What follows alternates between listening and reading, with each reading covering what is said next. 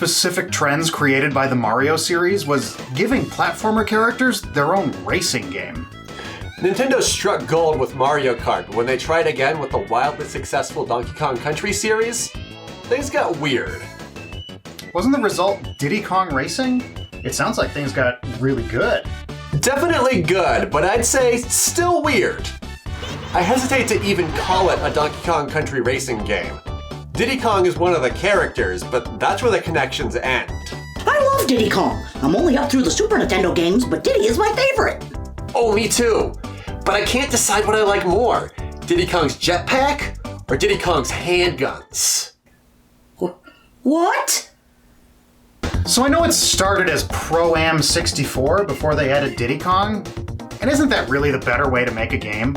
Start with something that's fun, that you're excited about making, and then add the branding in later? Well, if Diddy Kong Racing is any indication, absolutely yes. This game rules. Adding multiple vehicles and a hub world to explore elevates it so much. It's still essentially just a series of races, but it feels like a big adventure. And all the original characters they added are wonderful. And also, TT is a big stopwatch. That one was a little less wonderful. Diddy Kong Racing came out less than a year after Mario Kart 64, which always invites comparisons between the two. Personally, I think they make perfect companion games. Diddy Kong Racing for single player and Mario Kart when you're looking for multiplayer. So Diddy Kong Racing is a huge hit. The people are celebrating.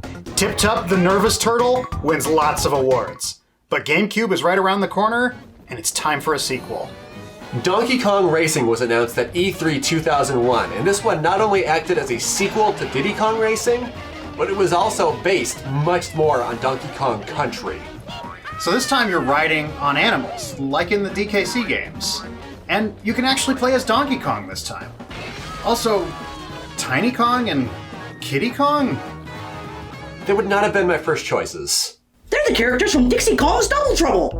Wait, what's a Tiny Kong? Tiny Kong is the character from DK64 that looks and acts exactly like Dixie Kong. But she's not Dixie Kong. Nope, original character. Do not steal.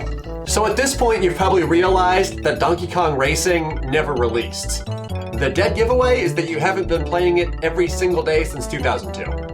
This was right around the time when Rare was bought by Microsoft. This was one of the casualties.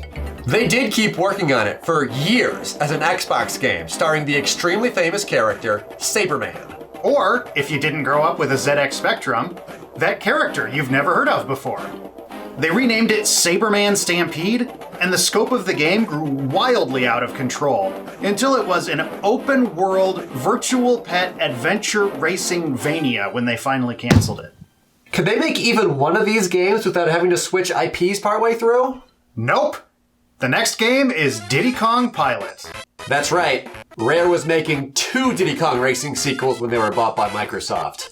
Diddy Kong Pilot on the Game Boy Advance was all airplanes. That one is Tiny Kong. Ooh, Dixie Kong. Oh man. The cast also includes Funky Kong, and even Donkey Kong. Oh, he's so excited! The Donkey Kong Country Racing game was finally happening. While Donkey Kong Racing, our last game, featured only one returning Diddy Kong Racing character, Diddy Kong Pilot has 0. Though it does have the announcer. Get ready! Go! Finish! So this is a Mode 7 racing game, which means all the terrain is perfectly flat. You probably see the problem with this already. In the N64 game, flying courses had walls to keep you on course. Without walls, there's no logical reason why you should have to follow the map. Your pilot just veers back onto the track if you go too far out, but it doesn't really make sense. Also, none of this matters because the game got canceled. However, after being bought by Microsoft, Rare was still able to make a deal with THQ to release Game Boy Advance games. Now it's Banjo Pilot. I think honestly this still works as a Diddy Kong Racing spin-off because Banjo was a character in that game. I'll allow it, but just this once. You might think that they would just slap a new coat of paint on the nearly finished Diddy Kong Pilot and release it.